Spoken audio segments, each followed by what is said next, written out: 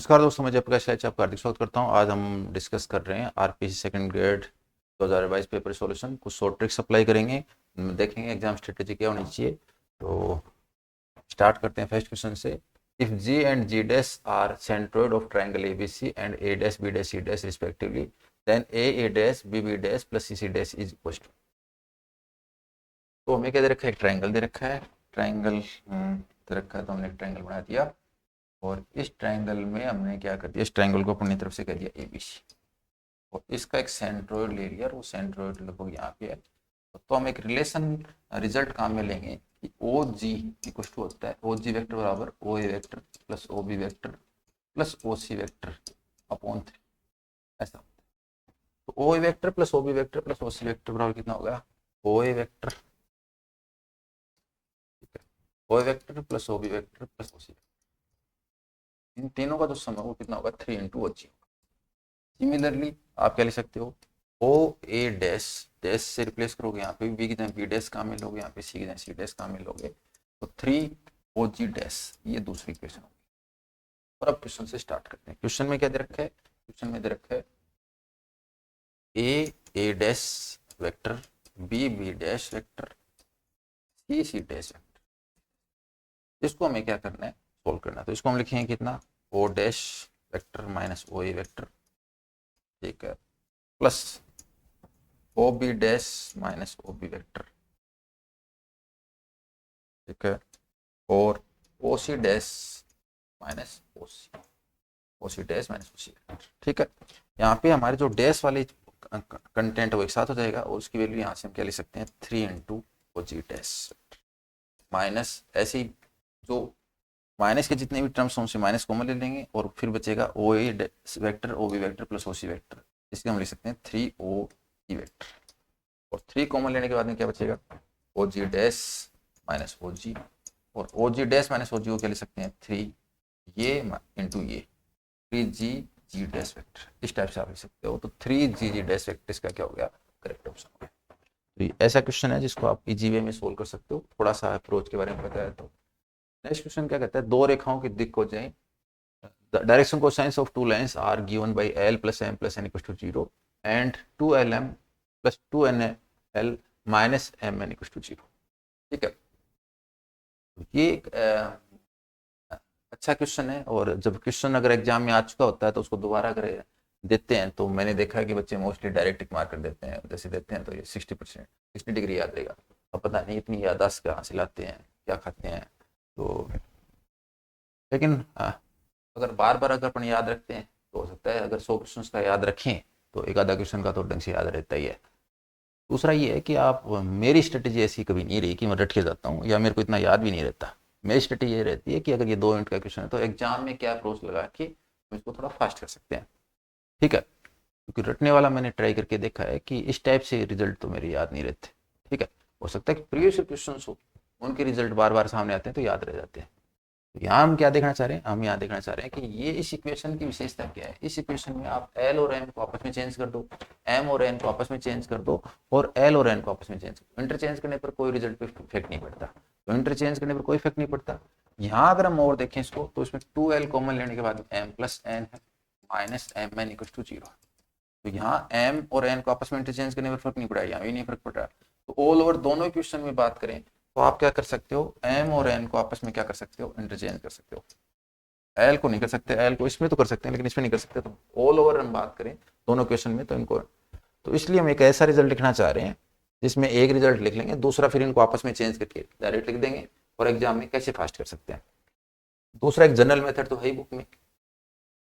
General method क्या है? वहां से एल की वैल्यू निकाली, एल की वैल्यू इसमें पुट की, सोल्व करके एम एन में रिजल्ट निकाला, उससे उसको जनरलाइज करके एल एम एन में लिख दिया, ऐसी दूसरी क्वेश्चन निकाल ली।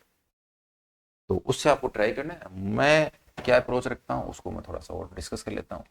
कई बार क्या है कि हो सकता है कि आपको अप्रोच, देखो आपको अप्रोच अच्छी लगे तो उसको आपको और अप्लाई करना, अप्रोच खराब लगे तो उसको छोड़ देना। क्योंकि कुछ क्वेश्चन होते हैं उनके अप्रोच ऐसा लगता है कि ना पता नहीं बच्चे अप्लाई कर पाए नहीं कर पाएंगे, मुझे खुद को ही लगता है। तो मैं भी कभी सजेस्ट नहीं करता कि ऐसी चीज़ आप अप्लाई करो। ये क्या है? हिट एंड ट्रायल मेथड है, बार बार ट्राई करो, आपको अच्छा लगे तो छोड़ दो, अच्छा लगे तो ट्राई करो वरना छोड़ दो। यहाँ पे हम क्या करें? एम प्लस एन की वैल्यू माइनस एल रख रहा हूँ, तो एम प्लस एन की वैल्यू यहाँ से मैंने निकाली और यहाँ से एम प्लस एन की वैल्यू क्या पुट कर दी? Minus L. Minus L put कर देता हूँ, माइनस एल हो गया, और ये माइनस का एम एन इधर राइट हैंड साइड में एम एन हो गया, ये हो गया माइनस का 2l²। अब मैं एक ऐसी वैल्यू प्राप्त करना चाह रहा हूँ जो इस इक्वेशन को सेटिस्फाई कर दे। उसके लिए मुझे सबसे पहले -2 को हटाना है, तो मैंने m की वैल्यू -2 ले ली, m की वैल्यू -2 ले ली, -2 हट गया। अब n सिंपल सा ले लो, n 1 ले लिया, और इससे l² 1 आएगा, l² 1 आएगा तो l को भी 1 ले लो। आप l बराबर 1 लोगे, m बराबर -2 लोगे और n बराबर 1 लोगे तो ये इक्वेशन सेटिस्फाई हो जाएगी। और दूसरा जो एक पेयर है, जो दूसरा पेयर है, इसको मैं अगर L1 M1 N1 कहूँ, तो दूसरा जो पेयर प्राप्त करना चाह रहा हूँ वो कैसे प्राप्त कर सकता हूँ, L2 M2 और N2। उसमें मैं बस क्या करूंगा, L को सेम रखूंगा और M और N को आपस में चेंज कर दूंगा, तो ये वैल्यू पहले पुट कर दूंगा और ये वैल्यू बाद में। इस टाइप से आप अगर थोड़ा सा, अगर आपको लगता है कि मेरा टाइम बच रहा है और फास्ट लिख पाते हो तो आप इस प्रकार से लिख सकते हो। दूसरा आपको उत्तर याद रहता है, तो भी मेरी तो ये आदत है कि मुझे एग्जाम में जाते टाइम ये याद रहता है कि मुझे क्या वैल्यू लेनी है। जैसे अगर ये क्वेश्चन आएगा तो मुझे पता है कि मुझे एक वैल्यू 1 + 1 - 2 लेनी है, 1 1 और -2 इस टाइप से लेनी है कि इन तीनों का सम 0, और दूसरे में m और n को इंटरचेंज करना है। ठीक है, तो ये मेरा अभ्यास काफ़ी है, तो इसलिए मुझे इसमें दिक्कत नहीं होती। मुझे रिजल्ट याद रखने में थोड़ी दिक्कत है कि ये 60 आएगा नहीं आएगा। ठीक है, चलो अब क्या करते हैं, अब फॉर्मूला लगाते हैं। अब आपके पास ये वैल्यू है, वैल्यू तो आप cos थीटा फॉर्मूला लगा दो, फॉर्मूला अप्लाई करके सोल्व कर लो। cos थीटा का फॉर्मूला क्या होता है, cos थीटा फॉर्मूला होता है कि L1 L2 M1 M2। जिसको इसमें भी दिक्कत है तो वो जनरल मेथड पे जा सकता है। ठीक है, तो कुछ क्वेश्चंस होते हैं जिनमें आप पे डिपेंड करता है कि आप कौन से मेथड को ज़्यादा फॉलो करते हो। मुझे लगता है कि मैं इन चीज़ों को आराम से टैकल कर सकता हूँ, कैलकुलेशन मामले में मुझे कोई दिक्कत नहीं है, तो मैं इनको यूज़ लेता हूँ। अगर आपको लगे कि हाँ थोड़ा बहुत है ना कन्फ्यूजन रहता है, इसमें मेरे को दिक्कत है, तो फिर आप ऐसे क्वेश्चंस को स्किप भी कर सकते हो और आप ऐसे क्वेश्चंस को जनरल मेथड से भी ट्राई कर सकते हो सेकंड राउंड, लेकिन फर्स्ट राउंड में ट्राई ना करें तो ज़्यादा बेटर रहेगा। L1 L2 तो हमारे पास वैल्यू क्या थी, एक तो वैल्यू थी 1 1 और -2, दूसरी वैल्यू 1 -2 और 1। ठीक है, इन दोनों को यूज लेना चाह रहा हूँ तो इन दोनों को मल्टीप्लाई कर देंगे, इन दोनों को मल्टीप्लाई करेंगे तो यहाँ पे आ जाएगा 1 × 1 1, 1 × -2 -2, -2 × 1 -2। ठीक है, अपॉन में रूट के अंदर स्क्वायर करके ऐड करना है, तो 1 का स्क्वायर 1, 1 का स्क्वायर 1, -2 का स्क्वायर 4। दूसरे वाले में ये वैल्यू आएगी लेकिन थोड़ा सीक्वेंस चेंज होगा, 1 का स्क्वायर 1, -2 का स्क्वायर 4 और 1 का स्क्वायर 1। इस टाइप से जब हम सोल्व करेंगे तो -3 अपॉन में √6 × √6, √6 × √6 कितना होता है, 6 हो जाता है, और ये वैल्यू की -1/2। इससे जो वैल्यू आएगी वो अधिक कोण आएगा, और अधिक कोण आएगा तो आप न्यून कोण भी ले सकते हो। तो अगर जिनको पता है कि कोस 120 डिग्री का मान 120 डिग्री मान -1/2 होता है, तो उससे पता चलेगा थीटा कितना है, थीटा है 120 डिग्री, और थीटा 120 डिग्री है तो दूसरा एंगल क्या होगा, पाई में से घटा देंगे तो दूसरा इसका जो एंगल होगा वो सप्लीमेंट्री एंगल हो जाएगा, संपूरक कोण हो जाएगा। तो हमारा कोण अगर दो रेखाओं के बीच में अगर कोण 60 डिग्री है तो 120 डिग्री भी होता है, 120 डिग्री है तो 60 डिग्री भी होता है, तो इसलिए हमारा जो आंसर हो जाएगा वो 60 डिग्री हो जाएगा। दूसरा आप चाहो तो आप ये मॉडुलस लेके भी चल सकते हो। आपको अगर क्वेश्चन में याद रहता है तो आप स्टार्टिंग से न्यून कोण है तो मॉडुलस लेके चलो, जो मॉडुलस लेके चलोगे तो इसकी वैल्यू -1/2 ना कर +1/2 आएगी, +1/2 आएगी तो cos 60 आ जाएगा, cos 60 अपना पहले आंसर आ जाएगा। वो तो डिपेंड कर रहा है आप कैसे सोल्व करना चाह रहे हो, आपके लिए कौन सा मेथड अच्छा है, किस तरीके से आप सोल्व करना चाह रहे हो। दोनों ही तरीके क्या है अच्छे हैं, जिसको जो तरीका लगे। अब आपको डायरेक्ट याद रखता है कि ये 60 डिग्री आंसर है तो भी अच्छी बात है। नेक्स्ट क्वेश्चन देखो, यदि s बराबर a b c d e तो s के ऐसे उपसमुच्चयों की कुल संख्या जो कि अवयव c रखते हैं परंतु d नहीं। तो देखो यहाँ पे a के लिए दो चॉइस हैं, ये आ भी सकता नहीं भी आ सकता, b भी आ सकता भी नहीं आ सकता। c को रखते हैं तो इसके पास एक ही चॉइस है, इसको आना ही पड़ेगा। d को नहीं रखते तो इसके पास एक ही चॉइस है, इसको नहीं आना। और e के पास दो चॉइस हैं, ये आ भी सकता और नहीं भी आ सकता। ऑल ओवर की बात करें तो 2 × 2 × 2 कितना हो गया, 8 सबसेट हमारे पास प्राप्त हो गया। सेट टॉपिक को बेसिक से लेकर हाई लेवल तक मैंने समझा रखा है। इस क्वेश्चन को सोल्व मैंने शायद 3-4 तरीकों से समझा रखा है। तीनों तरीके आप समझ लोगे तो किसी भी टाइप का क्वेश्चन आ जाए आप उसको सोल्व कर सकते हो। ठीक है, तो ऑनलाइन कोर्स में बिल्कुल बेसिक से बता रखा है, सिंपलेस्ट वे से बता रखा है, जो आपको तरीका अच्छा लगे उससे आप कर सकते हो। नेक्स्ट क्वेश्चन क्या है, अवकल समीकरण दे रखी है। अवकल समीकरण जो डिफरेंशियल इक्वेशन दे रखी है वो दे रखी है हमारे पास होमोजीनियस, यहाँ पे x² है, यहाँ पे x मल्टीप्लाई में है, होमोजीनियस है। जब होमोजीनियस इक्वेशन के लिए हमें कॉम्प्लीमेंट्री फंक्शन निकालना हो तो आंसर हमेशा ध्यान रखना बहुपद में आएगा, पोलिनोमियल में आएगा, एक्सपोनेंशियल फंक्शन नहीं आएगा। तो आप दो ऑप्शन कट कर सकते हो।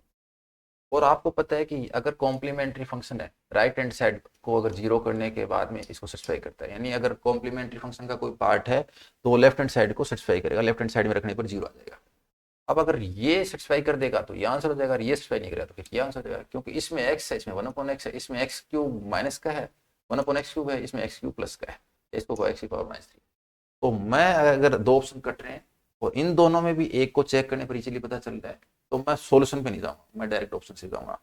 और अगर मुझे पता लगा कि ये तो चारों ऑप्शन इस टाइप से फॉर्म में मिल रहे हैं, ज्यादा चेक करना पड़ेगा, तो फिर मैं मेथड से जाऊंगा, मेथड में ज्यादा टाइम नहीं लगता।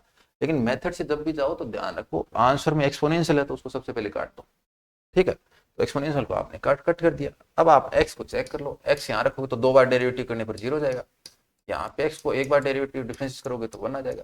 माइनस का 3 इंटू वाई की वैल्यू x ली हमने एक बार, इक्वल टू 0 आना चाहिए, तो ये तो 0 आ गया, लेकिन ये -x और -3x माइनस का 4x आ गया, माइनस का 4x और 0 आ रहा है, जबकि 0 इक्वल टू 0 आना चाहिए। इसका मतलब ये इसको सस्पेंड नहीं कर रहा, इसकी लेफ्ट हैंड साइड को सस्पेंड नहीं कर रहा, तो इसका मतलब कॉम्प्लीमेंट्री फंक्शन का पार्ट नहीं हो सकता, पूरक फलन का भाग नहीं हो सकता, तो इसलिए ये आंसर नहीं है। ये आंसर नहीं है तो फिर कौन सा आंसर हो जाएगा? फोर्थ ऑप्शन हो जाएगा।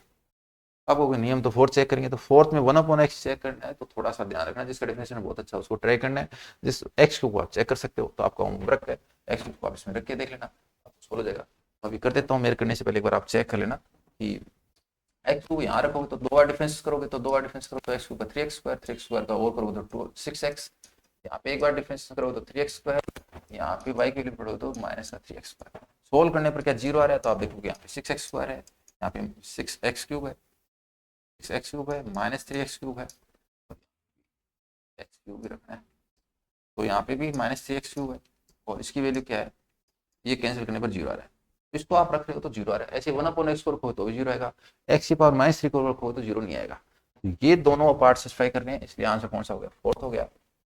और अगर आपके पास ऑप्शंस कट नहीं हो रहे इजीली, भाई मेरे कहने मतलब है कि आपको वो मेथड अप्लाई करना है जिससे कि 10 सेकंड में क्वेश्चन फिनिश, ठीक है। ऐसा नहीं कि आप मेथड वैल्यू रख रहे हो और आपसे 1 मिनट के अंदर क्वेश्चन नहीं हो रहा। अगर आप वैल्यू पुट करके 1 मिनट लगा रहे हो तो उससे अच्छा आप मेथड से जाओ, ठीक है।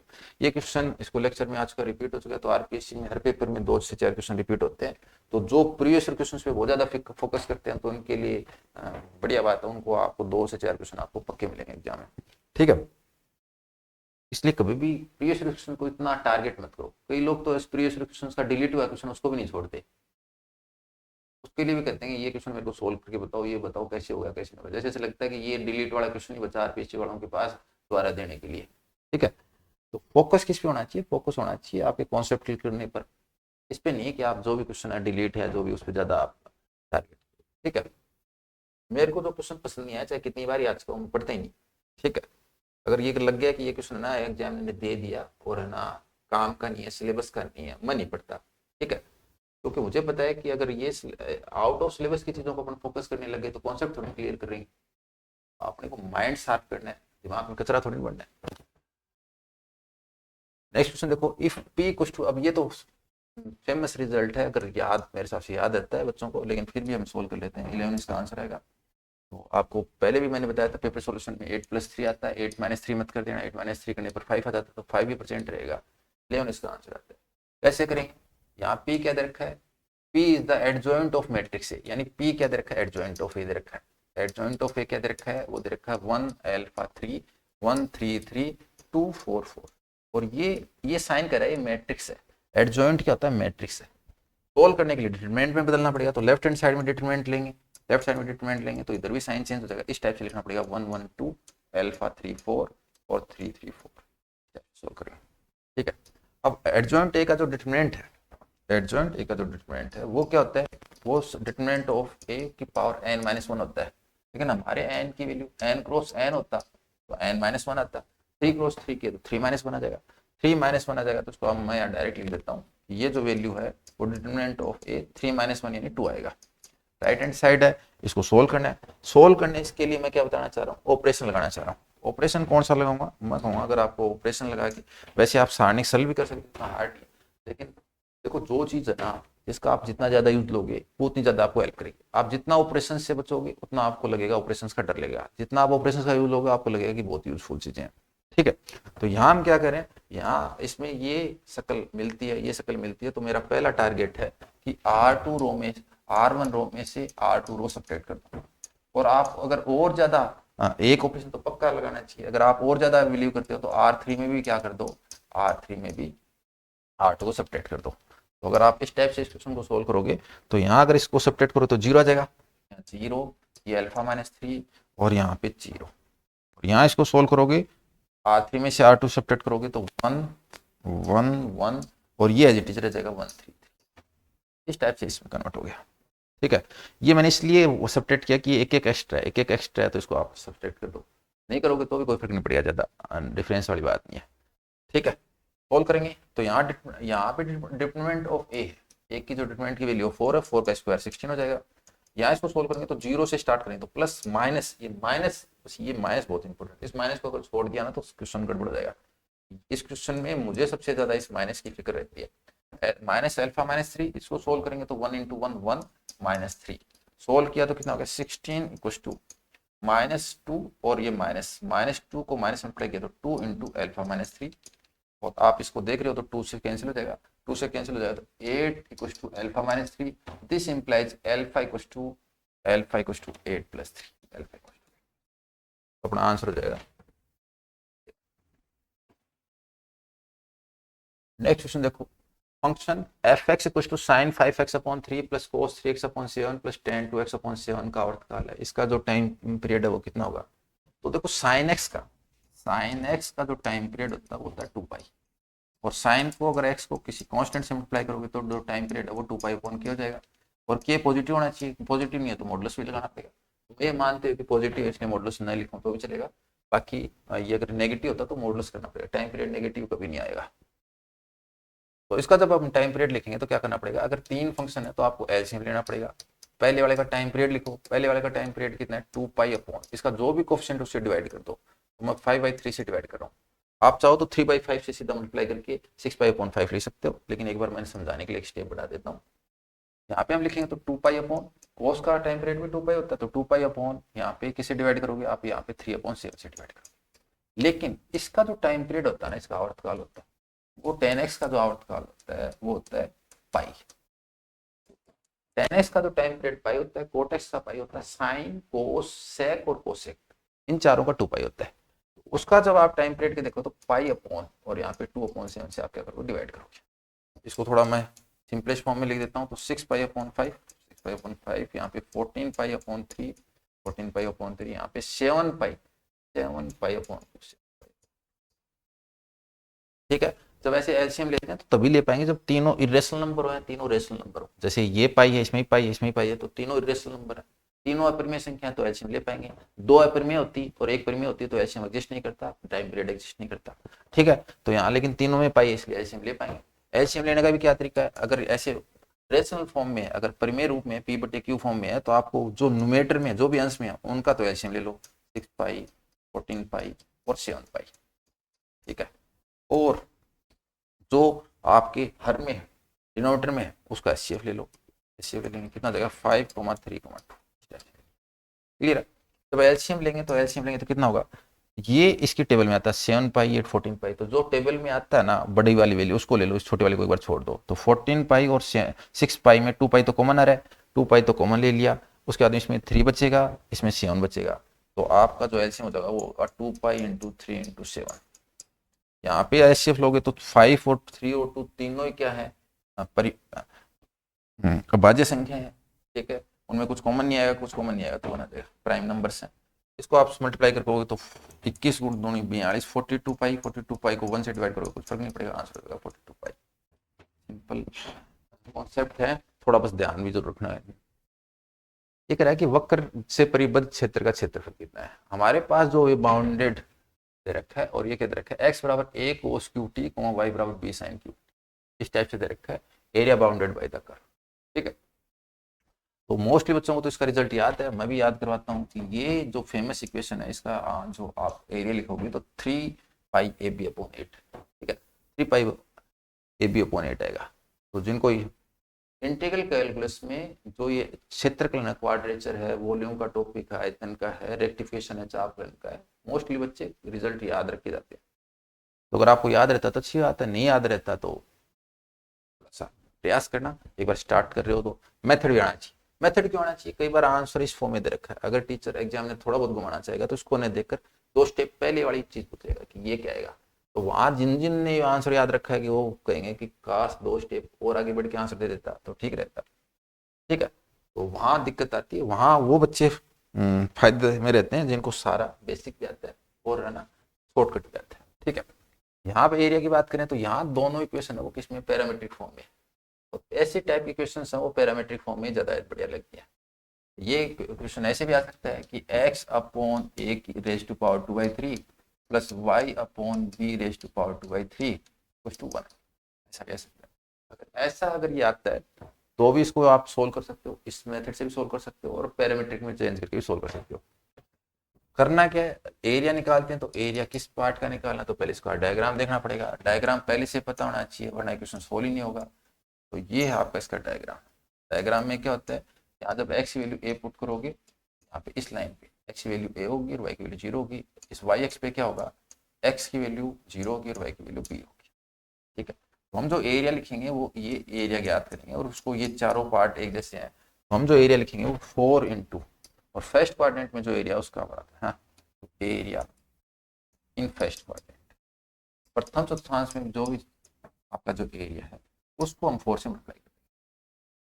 फर्स्ट क्वाड्रेंट में क्या है, आपको अगर ये याद रहता है कि ये π/2 से 0 पर आ रहा है तब तो अच्छी बात है, वरना 0 से π/2 भी कर सकते हो। तो मैं एक बार पहले लिख देता हूँ फिर समझाता हूँ। लिमिट होगी वो π/2 से क्या होगी, 0 होगी और यहाँ y इंटू dx होगा। ये लिमिट t की है इसलिए मैंने इसमें यहाँ पे dt से डिवाइड कर दिया और dt से मल्टीप्लाई कर दिया। ये जो dt से मल्टीप्लाई किया डिवाइड किया है वो तभी करना है जब ये पैरामीट्रिक फॉर्म हो, वरना y इंटू dx ही आएगा फॉर्मूले में। अब ये कैसे आता है, अब आप जैसे x बराबर a पुट करो, इसमें x बराबर a पुट करो और y बराबर क्या पुट करो, y बराबर 0 पुट करो। तो जब y बराबर और x बराबर a पुट करोगे, जैसे आपने x बराबर क्या पुट किया, a पुट किया, तो कोस की वैल्यू 1 आ गई। कोस की जो वैल्यू है वो 1 कितने पे होती है, तो कोस की जो वैल्यू है वो 1 होती है 0 पे, तो यहाँ पे आ जाएगा t बराबर 0। ऐसे ही यहाँ पे भी ठीक है, जैसे आप t बराबर 0 रखोगे तो y बराबर भी 0 प्राप्त हो रहा है। आप इन दोनों में आप π/2 पुट करोगे तो π/2 पुट करोगे तो ये वैल्यू आ जाएगी x की वैल्यू और यहाँ पे 0 जाएगी और y की वैल्यू b हो जाएगी। ठीक है, तो इसका मतलब लिमिट है वो π/2 से 0। लेकिन बाई चांस आप 0 से π/2 भी लिख दोगे तो आंसर में -3π ये भी आ जाएगा। -3π एरिया हमेशा पॉजिटिव होता है तो प्लस हो जाएगा, उसमें कोई दिक्कत नहीं है। कई बार पार्ट्स होते हैं, एक से ज्यादा एक्स्ट्रा पार्ट होते हैं तब वो गड़बड़ कर देते हैं, एक ही पार्ट है तो कोई इश्यू नहीं है। अब इसको मैं सोल्व करके लिख रहा हूँ, इसको सोल्व करके लिखेंगे तो क्या करना पड़ेगा, यहाँ माइनस लिखना पड़ेगा। यहाँ -4 0 से π/2 लिमिट को मैंने 0 से π/2 में बदल दिया और यहाँ y की जो वैल्यू है मेरे पास कितनी है, नेक्स्ट पेज पे लिख देता हूँ। Area equal to 4 into limit कहाँ से कहाँ तक है, लिमिट है 0 से π/2 और यहाँ माइनस आ गया। y की वैल्यू है, x की वैल्यू कोस में, y की वैल्यू साइन में, तो y equal to b sine cube T. y dx की वैल्यू यानी x है a कोस क्यूब टी, तो इसका डिफरेंशिएशन कर देंगे। इसका डिफरेंशिएशन मैं यहाँ डायरेक्ट लिख रहा हूँ, तो इसका आप डिफरेंशिएशन करोगे तो T a cos square T cos t का माइनस साइन। ठीक है, और फिर यहाँ पे डी टी इस टाइप से। अब है माइनस और ये माइनस और ये माइनस प्लस हो जाएंगे। 4 बार है, a बार आ जाएगा, b बार आ जाएगा और 3 भी बार है, तो 4 12 ए बी कर इंटीग्रेशन 0 से π/2। साइन की पावर 4 हो जाएगी, कोस की पावर 2 रहेगी। अब ये क्वेश्चन बीटा गामा फंक्शन से भी सोल्व किया जा सकता है। इसको आप और बढ़ाना चाहो तो अपना जो 12th का मेथड है, ऐसे एंगल को डबल करके सोल्व करते करते वैसे भी सोल्व कर सकते हैं, लेकिन सबसे इजी इसको सोल्व किया जा सकता है वॉली फॉर्मूला से। तो जिसको वॉली फॉर्मूला आता है वो इसको थोड़ा फास्ट कर सकता है, जिसको वॉली फॉर्मूला नहीं आता वो इसको थोड़ा सा बीटा गामा फंक्शन की सहायता से सोल्व कर पाएगा। अगर वॉली फॉर्मूला आता है तो भी beta gamma function formula apply करना चाहिए होमवर्क में, ताकि थोड़ा सा रिविजन होता रहे। वॉली फॉर्मूला क्या कहता है, वॉली फॉर्मूला ये कहता है कि अगर आपके पास साइन की पावर 0 से π/2 है और साइन की पावर कितना है, साइन की पावर m है, कोस की पावर n है, इसको जब आप सोल्व करोगे तो आपको नीचे m प्लस n से स्टार्ट करना और उसमें 2 कम करना है। और जब भी 2 कम करोगे तो या तो आप जाके 2 पे रुकोगे या आप 1 पे स्टॉप हो जाओगे। अगर ये दोनों का एडिशन इवन है तो आप कम करोगे तो 2 पे रुक जाओगे, और अगर दोनों का एडिशन है वो ओड है तो आप 1 पे स्टॉप हो जाओगे, 1 तक रुकना है, और 1 से स्टार्ट हो या 2 से स्टार्ट हो तो एक स्टेप आएगी। ऊपर किसे स्टार्ट करना है, m-1 से, और फिर उसमें भी दो दो कम करना है, और ये वैल्यू भी दोबारा 2 या 1 पे स्टॉप हो जाएगी, और यहाँ पे भी n दे रखा है तो n-1 से स्टार्ट करना है। ये भी प्रोडक्ट में चल रहे हैं सारी चीजें, n-1 n-3, और ये भी किस पे स्टॉप होगा, या तो 2 पे या 1 पे। अगर ये दोनों इवन है, ये भी इवन है और ये भी इवन है, तो फिर एक एक्स्ट्रा चीज और आती है, π/2 से मल्टीप्लाई होगा। दोनों इवन है तो फिर π/2 से मल्टीप्लाई और करना पड़ेगा आपको, और अगर दोनों इवन नहीं है तो फिर इससे काम चल जाएगा। हाँ, हमारे पास दोनों इवन है तो आप इसको लिखोगे 12ab। इसको नहीं समझ में आया तो वो बीटा गामा फंक्शन से करेंगे या किसी तरीके से करो, ठीक है। यहाँ जब इसका रिजल्ट लिखोगे तो आप क्या करोगे, 4 और 2 6, 2 कम कर दो 4। अब इवन नंबर है तो 2 पे रुक जाएगा, ओड होता तो 1 पे रुक जाता। इसमें एक कम करो, 3 से स्टार्ट करो, 3 फिर 1 आ गया तो रुक गए। इसमें एक कम करो, 1 से स्टार्ट करो, 1 पे आके रुक गए, आगे जाने नहीं पड़ा। और दोनों कैसे हैं, इवन है तो π/2 से और एक्स्ट्रा मल्टीप्लाई कर दिया। अब इसको सोल्व कर लेते हैं। तो ये है 3, 3 2 6, और यहाँ पे 2 से कैंसिल कर दोगे तो यहाँ पे हो जाएगा 6, और 2 से कैंसिल कर दो यहाँ पे हो जाएगा 3। आपका आंसर आ गया 3πab, तो न्यूमरेटर में बच जाएगा, और 4 × 2 8 आपका आंसर। आंसर आपको ये याद ही होना चाहिए, नहीं बचता तो भी आंसर 3π/8 ही आना चाहिए। इसका आंसर तो 3π/8 ही आना चाहिए। अवकल समीकरण differential equation is exact if, ये क्वेश्चन अगर कोई मुझे कहे तो मैं कहूँगा ये क्वेश्चन डिलीट की कैटेगरी में है, लेकिन फिर भी एग्जामिनर ने कैसे किया है वो भी बता देते हैं, मैं कैसे सोचता हूँ वो भी बता देता हूँ, और गलत है वो मेरे हिसाब से तो है, कोई मानने चाहे न माने। इसमें देखो यहाँ पे क्या है, 2y dx और 3x dy है, और यहाँ इससे एक एक्स्ट्रा है, यहाँ पे एक y dx एक्स्ट्रा है, इसके पास एक y dx x dy भी एक्स्ट्रा है। तो मैंने क्या किया, इन दोनों से कॉमन लेने के लिए मैंने क्या किया, y dx plus x dy add कर दिया और ऐसे घटा दिया। जो पहले घटाया फिर जोड़ा तो ये एक एक्स्ट्रा हो जाएगा, 3y dx plus 4x dy, ठीक है। अब ऐसा क्वेश्चन है ना, न तो मैं कभी टेस्ट में देता हूँ, न मैं कभी क्लास में कराता हूँ, न मैं ऑनलाइन करवाता हूँ, न मैं किसी को बताता हूँ, ठीक है। वीडियो सॉल्यूशन में इसलिए बता दिया कि भी है ना, बच्चे हैं उसमें ज़्यादा उनको ये नहीं पता, ये ना हो कि ये क्वेश्चन डिलीट है या कैसा क्या। तो टेस्ट सीरीज का टारगेट है कि जैसे टेस्ट सीरीज में जैसे जैसे मैंने अभी टेस्ट सीरीज चलाई तो उनमें मैंने ये चीज़ काफ़ी नोट की है, आप टेस्ट सीरीज में क्वेश्चन का सिलेक्शन कैसा कर रहे हो। अगर मान लो मैं टेस्ट सीरीज में ऐसे क्वेश्चंस का कलेक्शन करके आपको दे रहा हूँ जो या तो गलत हैं या अब आउट ऑफ सिलेबस हो चुके, तो इसका मतलब हमें नुकसान है। हम क्या करते हैं, फिर उन चीज़ों की तरफ भागने लगते हैं। तो पता होना चाहिए कि कौन सा टॉपिक है, वो किस लेवल का है, क्या आ सकता है, क्या रिपीट हो सकता है, कॉन्फिडेंस भी होना चाहिए खुद पे, ठीक है। यहाँ पे हम बात करेंगे तो क्या होगा, ये माइनस, इसको मैं दोनों पदों को लिख सकता हूँ, डिफरेंशिएशन ऑफ एक्स वाई। यहाँ पे हम क्या कर सकते हैं, 3y dx plus 4x dy, इसको अगर आप लिखोगे तो ब्रैकेट में बच जाएगा 1 + 2xy = 0, ठीक है। इस टाइप से हमने लिख दिया। अब ये तो एग्जैक्ट है क्योंकि इसका इंटीग्रेशन करते ही सोल्व हो जाएगा। अब अगर ये वैल्यू 0 हो गई, तो ये एग्जैक्ट हो जाएगा। तो मेरे हिसाब से अगर एग्जामिनर को करना चाहिए था तो इसको करना चाहिए था कि 2xy + 1 = 0, या कहो कि 2xy = -1 या xy = -1/2। तो मेरे हिसाब से तो आंसर अगर करता भी तो फॉल्स करना चाहिए था, ठीक है। लेकिन एग्जामिनर ने क्या किया है, इनको इस हिसाब से dx के पद एक साथ किए हैं, dy के पद एक साथ किए हैं, फिर इसको सोल्व किया है, और फिर उससे तो कंडीशन उससे उसको सोल्व करके प्राप्त किया है। और ऐसा सोल्व करना मैंने तो पहली बार जिंदगी में देखा, और मैं चाहता हूँ कि आगे भी न देखना पड़े, ठीक है। तो अगर इस क्वेश्चन को आप क्या करते हो, एग्जामिनर के हिसाब से बताएं तो 2y dx plus 3x dy plus 2xy plus 3y dx plus 4x dy = 0, आपको ये क्वेश्चन दे रखी है। इसको किस टाइप से सोल्व करेंगे, तो है तो ये मेथड गलत, लेकिन किस टाइप से आंसर है वो एक बार मैं बताना चाह रहा हूँ। तो यहाँ पे हमने dx की टर्म्स एक साथ कर ली, तो 2y plus 6xy² dx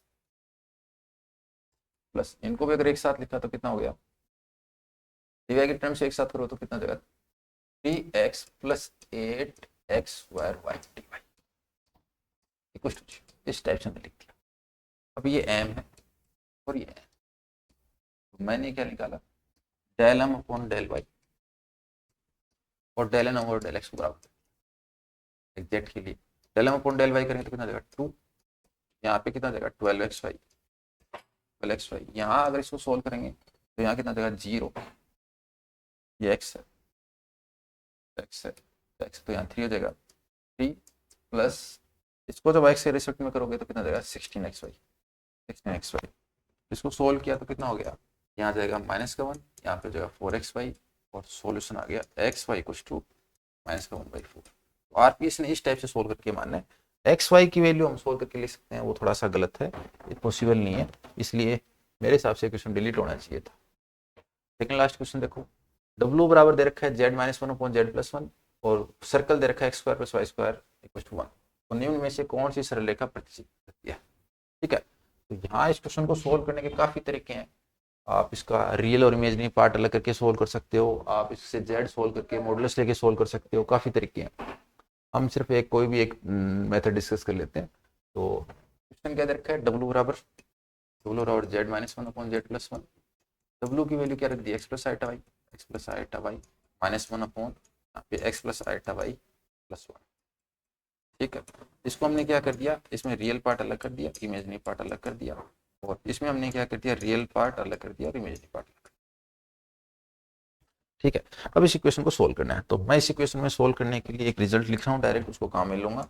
result क्या कहता है, अगर a + i b बटे c + i d है, ठीक है, उसको कॉन्जुगेट से मल्टीप्लाई करो तो आपके हर में डिनोमिनेटर में तो आएगा c² + d², यहाँ आएगा ac + bt minus eta AD - BC, minus eta AD - BC कर दो, चाहे प्लस आयटा BC - AD कर दो।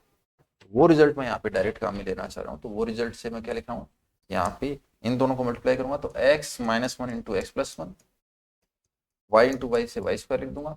इसको भी आप x² - 1 डायरेक्ट लिख सकते हो, माइनस का आयटा और दिस इंटू दिस, ये हो जाएगा x - 1 × y minus x + 1 × y। ठीक है, अपॉन में क्या लिखोगे, अपॉन में आप इसको लिखोगे x + 1 का होल स्क्वायर + y², ऐसा लिखोगे। ठीक है, इसको अब आप सोल्व करोगे तो ये जो वैल्यू हो जाएगा x - 1 × x + 1 कितना होगा, x² + y² माइन x² - 1, मैं एक बार पहले लिख देता हूँ, x² - 1 + y², इसको आप x² + y² - 1 लिख सकते हो। और ये जो वैल्यू इसमें x y से x y कैंसिल हो जाएगा, माइनस का y और माइनस का y माइनस का 2y आ जाएगा, तो माइनस का आयटा और माइनस का 2y अपॉन में क्या आएगा x + 1 का होल स्क्वायर + y²।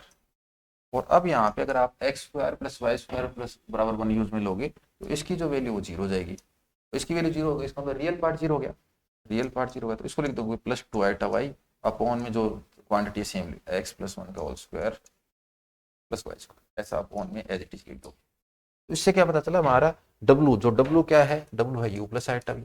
अब जब आप कंपेरिजन करोगे ना तो आपको रियल पार्ट 0 मिलेगा, तो u तो 0 मिल जाएगा, v की वैल्यू कुछ आएगी, तो हमें तो बस ये देखना है कि इससे u हमेशा 0 मिलता है, तो आंसर होगा u।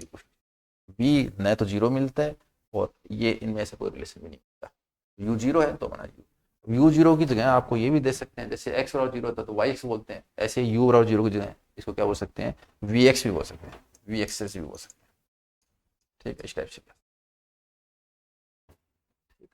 लास्ट क्वेश्चन देखो, the series sin x 1/3 sin 3x 1/5 sin x uniformly convergent in the interval, किस इंटरवल में यूनिफॉर्मली कन्वर्जेंट होगी। तो देखो ये इंटरवल सबसे बड़ा है, ये अगर इंटरवल की बात करें तो ये 0 से, मान लो मैं यहाँ 2π तक जाऊँ तो ये 2π है, ये 0 से पाई है, ये 0 से लेकर पाई तक है, जिसमें 0 शामिल नहीं है, पाई शामिल नहीं है, ये 0 से π/2, तो ये और भी छोटा हो गया, और ये इससे भी छोटा है कि π/4 से π/2। तो जब भी ऐसे 4 ऑप्शन हो, जब सबसे छोटा इंटरवल है उसमें यूनिफॉर्मली कन्वर्जेंट करना है, तो इसमें आप क्या कर दोगे, इसको यूनिफॉर्मली कन्वर्जेंट, ये π/4 से π/2 पे यूनिफॉर्म कन्वर्जेंट।